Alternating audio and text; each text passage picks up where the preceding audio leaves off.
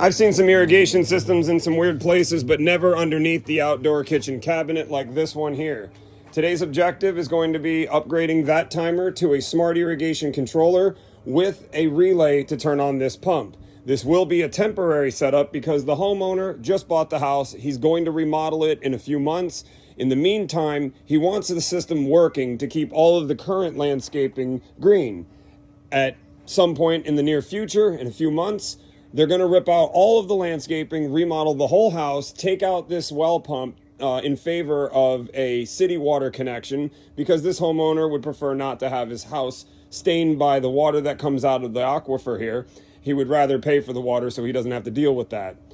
That's his house. He can do that. Today's objective will be to install the smart controller and the relay to turn on his current system. And when the time comes, we'll pull all of this out and move the smart controller onto the wall so that we can connect a backflow and a smart meter to the smart controller so that we can monitor his water use. We're also going to upgrade the entire irrigation system at that time. When we go to rip all of this out and upgrade this system, the rest of the system will also get an upgrade. Today's focus will just be getting this system up and running because that timer does not work. It's not keeping time and it's not turning on the zones. We're going to go ahead and install a controller that will do that in the meantime. Now let's see.